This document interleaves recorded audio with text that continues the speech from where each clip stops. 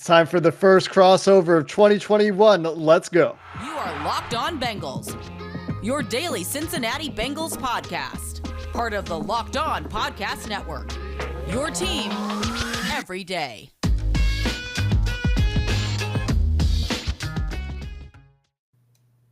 What up, Bengals fans, and welcome to another episode of the Locked On Bengals podcast. I'm your host, Jake Liscow. He's your host, James Rapien. Today we have our first crossover of the 2021 season, which means it must be almost time for real football. Luke Braun from Locked On Vikings will be joining us in segments 2 and 3 of the show today. We'll talk about what's going on with that Minnesota Vikings offense in our first segment with Luke. That'll be the second segment of the show. And for the final segment of today's show, we're going to talk about some of the really interesting matchups, the individual matchups that could go a long way in deciding this game. But first, let's get caught up on the news, James. We've got only one player listed as a limited or non-participant in the Bengals' first regular season practice of the year, and that's as expected. Trey Waynes did not practice for the Cincinnati Bengals on Wednesday. Full participants in practice were the tight end who suffered a concussion in the preseason, Mitchell Wilcox, and backup center Trey Hill, both of them dealing with minor injuries, but full go for the first practice of the regular season. This is about as healthy as the Bengals could ask for, right? I mean, think about all the injuries we were talking about last year at this time, and that happened during the preseason and in training camp, where there was no preseason, in training camp. And now, look, I get it. Trey Waynes is out. We'll talk about how important of a loss, how big of a loss that is with a guy who's honestly more familiar with Trey Waynes than we are in Luke, because he covered Waynes in Minnesota for years. But with that said, look, every other starter's ready to go. And I think that bodes well for the Bengals. That's about all you could ask for. If I would have said that at the start of camp, I think we would have taken it. And yeah, Trey Hill, certainly someone I would expect to be active since he's your backup center. And Mitch Wilcox, we'll see there. But certainly someone, when you have three tight ends, you might see all three of them active on game day. I think Mitchell Wilcox is likely a game day active right now. I think he's probably a special teamer that's going to play at least in like kickoff coverage and that sort of thing. And we'll see if he cracks any other of those special teams units, or maybe he's not a starting special teamer and the Bengals just roll with the two tight ends. They're not going to play extensively in two tight end sets anyway. So even if they do lose one to a short or long-term injury, it's not really a big deal. They'll just go 11 personnel the rest of the game. A couple other things to talk about, James, before we kick the crossover off will be the press conferences from Wednesday. Zach Taylor doing a bit of a rah-rah speech during his press conference, trying to encourage fans to come out to the stadium and be loud. It reminded me a little bit of a high school pep rally where the principal was trying to hype up the student section. But point well taken. Go down to the stadium, be loud, and provide that 12th man feeling that was totally absent across the NFL in 2020. And much more interestingly, Joe Burrow had his first press conference of the regular season, and we've heard plenty from Burrow, but this was a bit of an extended press conference, and there were some interesting tidbits. The first one that stood out to me, James, was when he discussed his increased comfort level going into year 2 in the NFL, just having seen more defenses, more looks than he had seen, obviously, before coming into the NFL. The NFL defensive coordinators are going to throw at you, as a young quarterback, a bunch of looks that you never saw in college. These are just defenses that don't exist at the college level, and Joe Burrow got his first taste of those in his 10 weeks of his first NFL season. It'll be interesting to see how he reacts to a Minnesota defense that, as you'll hear from Luke a little bit later on, is really good at disguising what they want to do.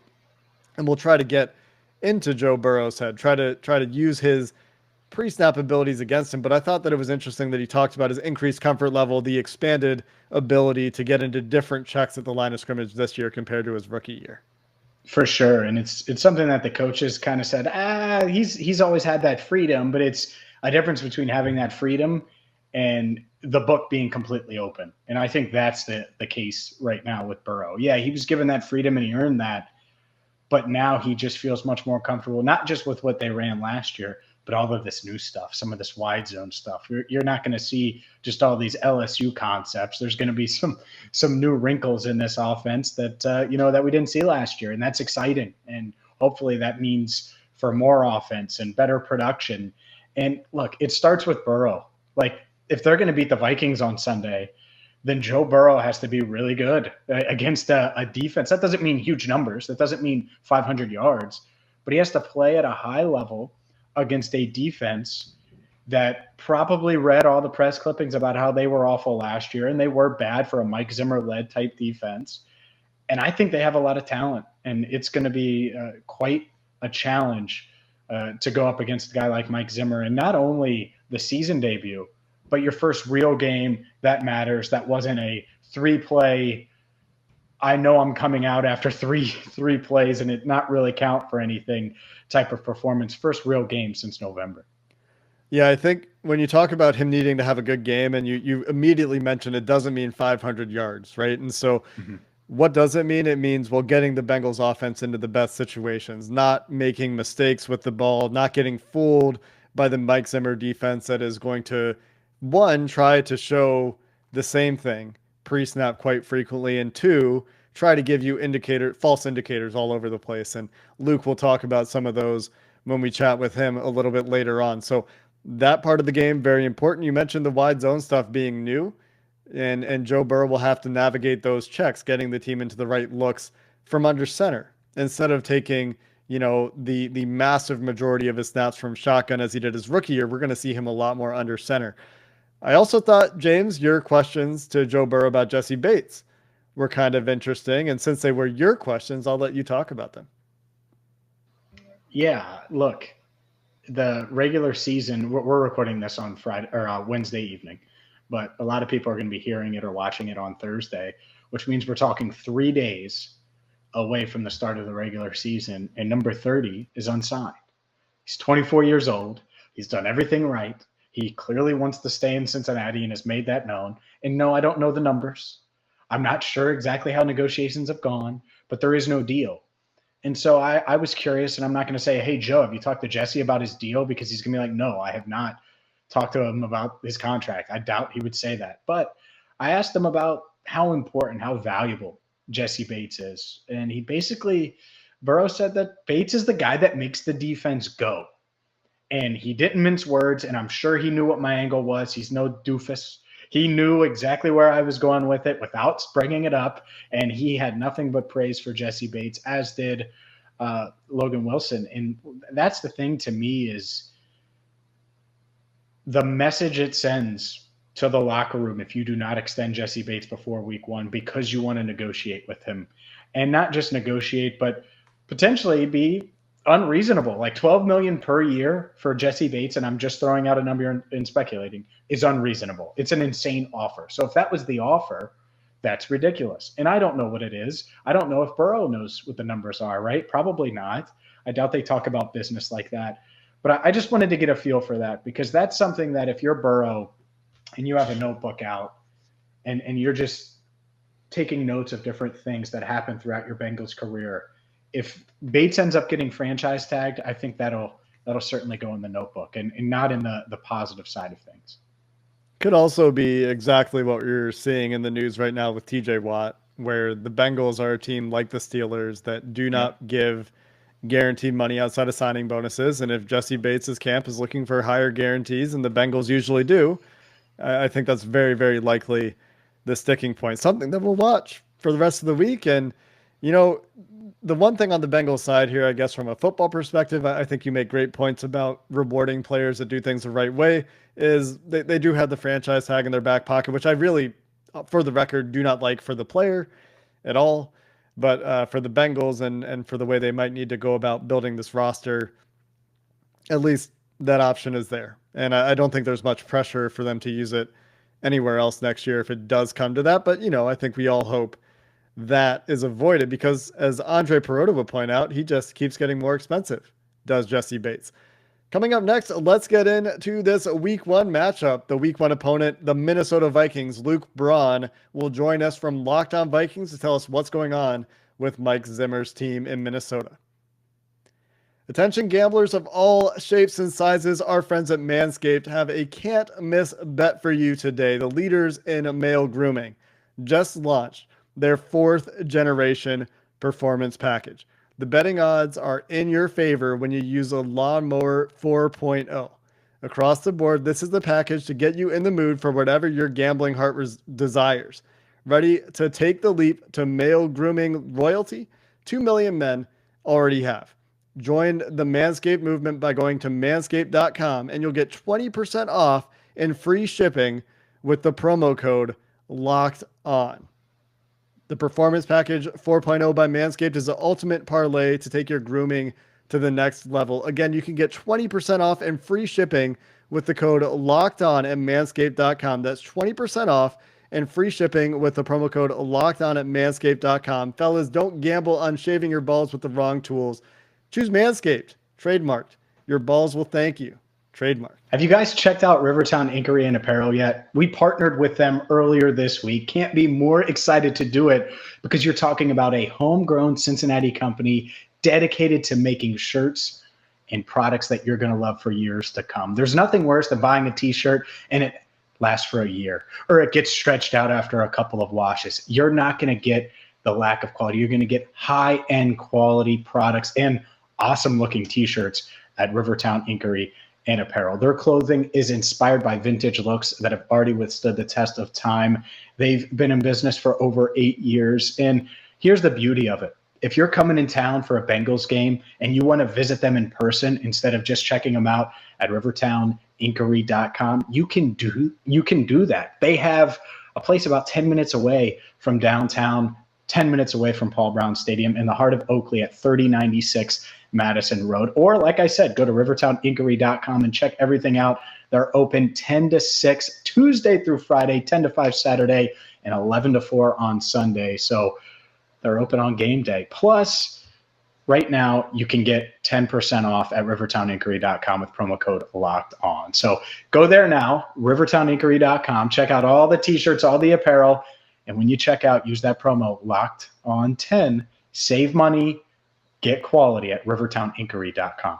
We're now joined by Luke Braun from Locked On Vikings, here to talk with us about what's going on in Minnesota with our old friend Mike Zimmer. It seems like there's always a Minnesota-Cincinnati connection, at least since Mike Zimmer became the head coach up there. But Luke, welcome to the show. Let's start by talking about really, I think, a blow to the offense in Minnesota that is going to lead to some interesting strategic implications in week one. Irv Smith, who, if you listen to Locked On Vikings, I imagine you've been talking about him as a huge breakout candidate this year. People were gushing over his preseason performance. He unfortunately goes down for this season. The acquisition of Chris Herndon is conducted by this Minnesota front office, and Tyler Conklin, instead of Chris Herndon, is listed at the top of the depth chart.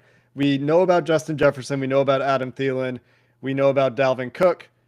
But there was a thought in my head anyway that we would see a heavy usage of Irv Smith. Instead, he's hurt for the year. What is the adaptation by this Vikings offense without him?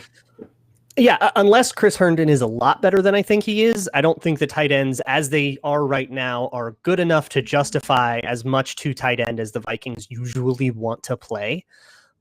So instead, they'll rely more on 21 personnel with two running backs, aka use a fullback more.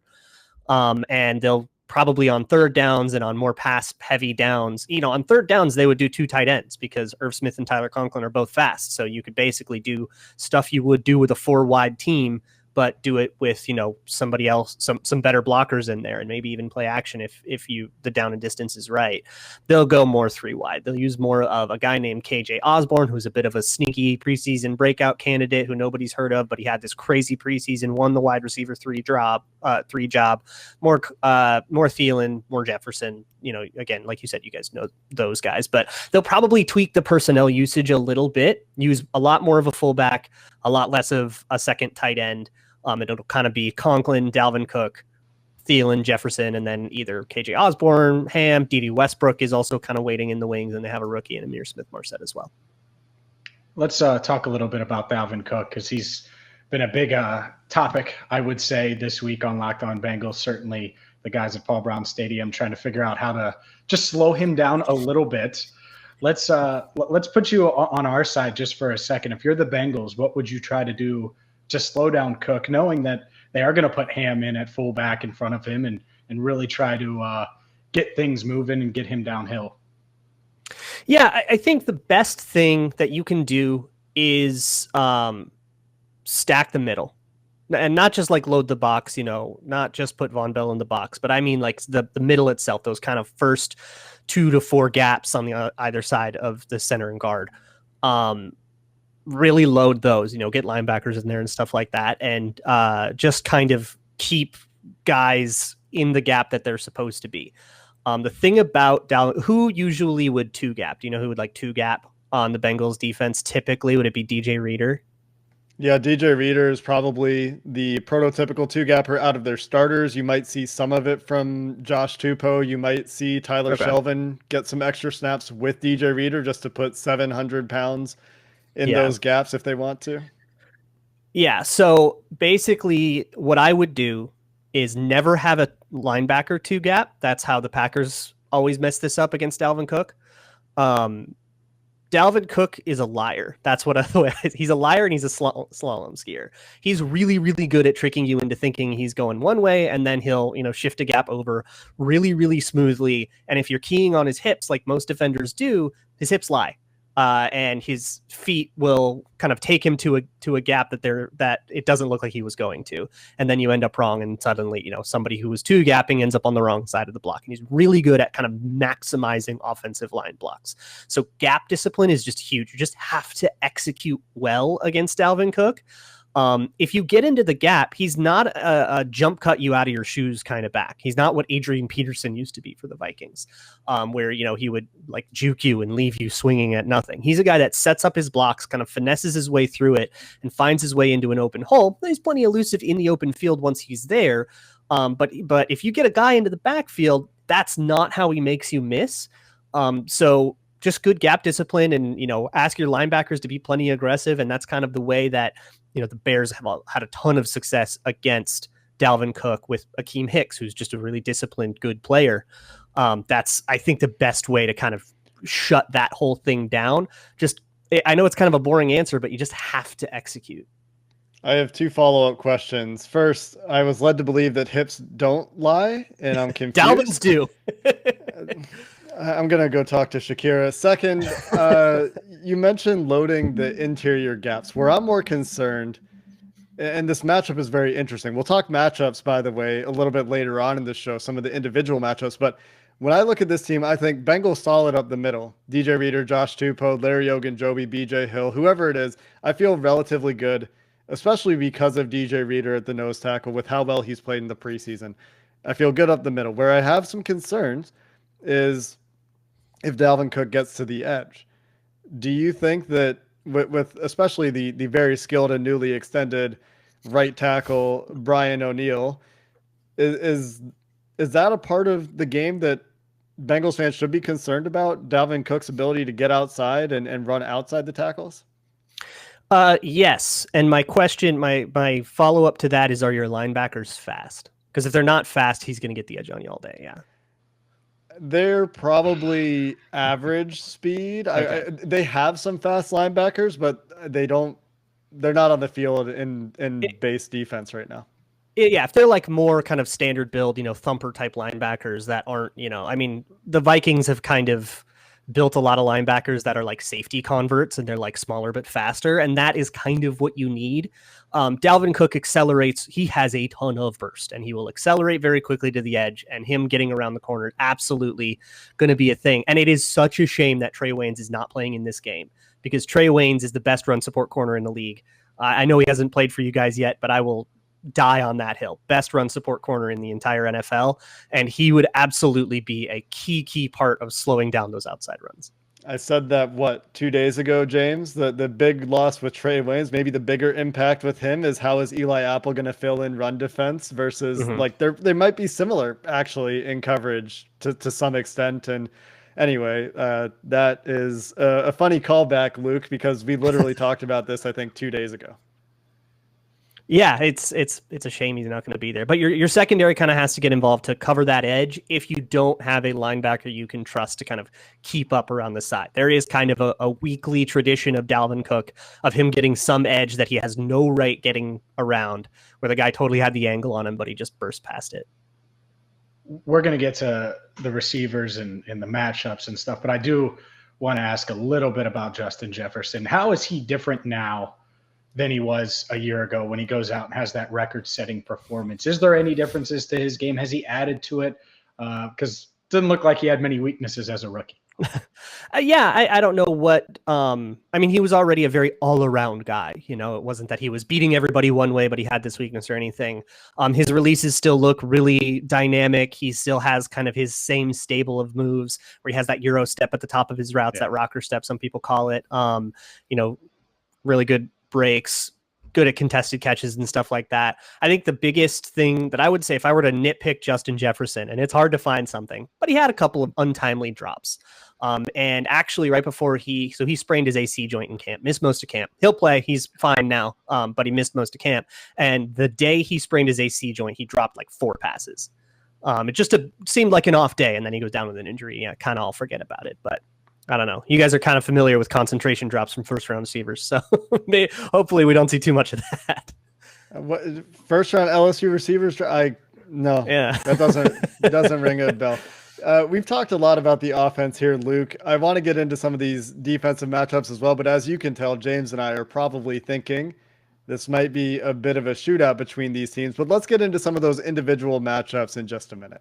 As you know, if you're listening to this podcast, all eyes are turning to football. It is the regular season, and BetOnline is the #1 spot for all of your pro and college football betting action this season. Get all the updated odds, props, and contests, including online's biggest NFL mega contest at $500,000 and the largest survivor contest at $200,000, all right now at betonline.ag. You can get a 100% welcome bonus when you sign up today using promo code Locked On. And for the opening day matchup of the Dallas Cowboys and the Tampa Bay Buccaneers, you'll get a $25 risk-free bet. If you lose your bet, up to $25 will be refunded if you use promo code NFL100. That's for new customers only. Again, check it all out at betonline.ag. Promo code Locked On for that 100% deposit bonus at BetOnline, your online sportsbook experts.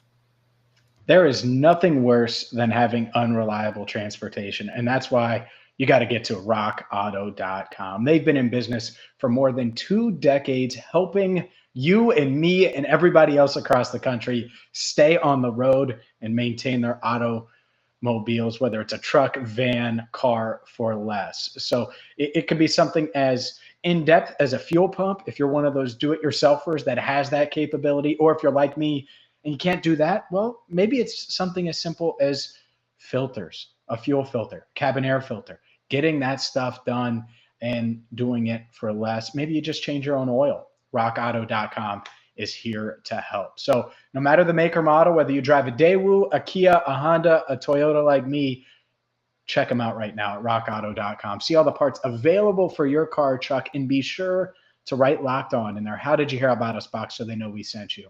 Amazing selection, reliably low prices, all the parts your car will ever need. RockAuto.com. All right, keeping going with this crossover Thursday here in the Locked On Podcast Network. I'm Luke Braun of Locked On Vikings, here with James Rapien and Jake Liscow of Locked On Bengals. I want to talk a little bit about matchups because there are some really, really interesting matchups in this game that I just want to get into. And the first one I want to get into is on the edge. DJ Wonnum won a starting job for the Vikings. And he is a length rusher primarily. His favorite move is the swim move. He's like a tall, like Calais Campbell type rusher. Obviously not that good, but that's a style. This kind of tall, get up and over you kind of guy. And Jonah Williams doesn't have the arm length. That was like a whole thing about him going in the draft, and he's got like sizing stuff. How do you think? I guess I just want to know how Jonah Williams is doing. Because if there is an opening to beat a guy with length, and if DJ Wonnum has learned how to use that, which are both 2 big ifs, there could be kind of a secret key to the game there. But I wonder what your thoughts are, Jake. It's interesting because both Bengals tackles are built very similarly at this point. Riley Reif also similarly has a length issue. And if you were to ask me what's the most concerning matchup, or on the edge anyway, certainly Danielle Hunter, most problematic pass rusher, right? Yeah. But instead you ask me about DJ Wanham, who's a guy that I haven't been concerned about at all. But that's because I'm not following the Vikings in the preseason, right? I'm not seeing this progress from him. He's just a guy that is a name on the depth chart to me. And I think for me, I'm quite confident in Jonah Williams' abilities, generally speaking, against length. It's an issue that was a question. Like the arm length was a question, certainly, that I think affected his draft status to some degree. I don't think that when that draft started and Joe and I were doing the show at the time, neither of us really thought that Jonah would be the guy that would get there. We thought it was going to be a linebacker. We discussed TJ Hawkinson at that point where the Bengals were picking, but instead Jonah Williams is the first tackle drafted and he makes it all the way to the Bengals pick. So the length stuff hasn't really shown up. I would say that he does have issues at times with extreme power. Like he will sometimes give it up to power just because he's a little bit smaller, and it'll be a real battle here of does that length physical tool outclass whatever technique Jonah Williams is playing with, because he's always made his living as a cerebral player, as a player who is going to use his tools to their maximum, even if they're limited, by being really disciplined. So that will be really interesting to watch. The technician, the archetype of Jonah Williams as technician versus what you're describing as this length rusher in one. Yeah. It is like the mechanics kind of versus the actual measurable physical tools. I don't have a ton of faith in Wanham. I was not a huge fan of his rookie year. If he's come along and he's improved a ton, that's great. I've seen some in the preseason, but not a ton. But like stylistically, it's so interesting. I imagine that's interesting for the Vikings over the course of the season to have that other edge rusher with Danielle Hunter. I mean, I know Dalvin Tomlinson and Michael Pierce are really good players, but you've tweeted many jokes about how many nose tackles are on that Vikings roster. We're not going to talk nose tackles yet, but maybe eventually we talk DJ Reader, Garrett Bradbury, because I think that does have a really interesting impact on the game. But let's talk, we talked physical versus mental. Let's talk mental versus mental. Joe Burrow has talked a lot. Actually, on Wednesday, as we record this, he, in his media session today, was talking about how he's more comfortable pre-snap now. He's seen more of what NFL defenses do. He feels more comfortable getting into advantageous situations for the offense based on what he sees from the defense. There are two playmakers, though, in the middle of that Vikings back seven, I would say, in Eric Kendricks and in Harrison Smith, who I think are also really, really good mentally, and obviously they're talented physically. What can those two guys do to take Joe Burrow out of his mental game? Because I think there are probably some Bengals fans, and I might count myself among them, as thinking that Joe Burrow's mental game pre-snap is an advantage for this offense, generally speaking, or a strength for this offense. Can those two guys neutralize that? Harrison Smith, I think, is probably more threatening in that way than Eric Kendricks, who, Eric Kendricks and Anthony Barr have been playing together since their days at UCLA. So, I mean, they can just look at each other and know exactly what each other are thinking. They've got that kind of best friend thing, which can obviously help with communication and all that. But Harrison Smith is more or less running the show when it comes to the pre-snap looks and checks and rolling and disguise looks and all that stuff. Basically, Mike Zimmer, and you guys know this, Mike Zimmer just gives safeties the leeway to just call whatever they see fit, basically, when it comes to the actual changes at the line of scrimmage. Harrison Smith can basically change the play call at the line of scrimmage if he sees fit. Zimmer gives him that power. And so what you get is really good disguised looks. I'm actually going to cite Sans, who's on your guys' show a lot, who wrote an article at Sports Illustrated kind of previewing the Vikings. And I thought he did a really good job breaking down what they kind of do pre-snap, where they will give you all sorts of indicators, and they know what indicators the quarterbacks are looking for. This isn't just roll a safety into the box and then that safety comes out right before the play. There is some of that, but it's more that like they will, put a linebacker over a slot corner to make you think that it's zone coverage and kind of take advantage of all that fun stuff Joe Burrow just learned, and kind of force that to be wrong. That is, I think, the value of Harrison Smith. Now, that mental thing is a really interesting thing. And the Vikings have typically had a really good track record against rookie quarterbacks and young quarterbacks in general. But I think more for Burrow, he is going to be made wrong sometimes. So he's going to have to be able to kind of pull out that improv gene and say, okay, this is not what I thought I was looking at pre-snap. Does he go with his progression anyways? That's where you get interception-y, or does he know to kind of pull it down and figure out something on the fly? And I think you saw both sides of Joe Burrow in that regard last year. At times, the improvisation was very, very good. At times, Baltimore happened and he looked terrible. And we didn't get to see him go against Baltimore for a second time. But there's another defense that can really be difficult on mental quarterbacks. James, what matchup do we go to next year? Or is it Luke's turn? I think it's Luke's turn. Luke, you're up. Well, maybe it's the one you guys wanted to talk about. Let's talk about the DJ Reader, Garrett Bradbury thing. Because DJ Reader is a power nose tackle. So the Vikings interior is this weird secret where the two guards, who are actually both converted tackles, both had really strong summers. Ezra Cleveland played guard last year, struggled as a rookie. Seems like things have slowed down for him. He moved back to his natural side. He's way more comfortable. And then there's Oli Udoh, who nobody's heard of because he was a 6th round right tackle in 2019, who's been sitting on the bench. They moved him to right guard on a whim, and he never gave up the job. He just absolutely destroyed people. I mean, he shut down DeForest Buckner. It was insane. So there is kind of some power there in the guards next to Bradbury, but Bradbury's always been a smaller center. But what I think is interesting about it is in the run, they call him the Grim Reacher because he does reach blocks and he can get across 2 gaps and get a 2-eye. So sometimes he might not even be against Reacher. He'll be against, whoever your 2-eye or your 3 technique is. But when it comes to that power, so my question, there's no question about DJ Reader's power. And I think he has a huge advantage over Garrett Bradbury, especially in the pass rush there. And I'm definitely worried about that. But when it comes to run defense, how good is DJ Reader when he's stretched and when he's asked to kind of get very quickly from his alignment, to another spot on the field against like an outside zone or something?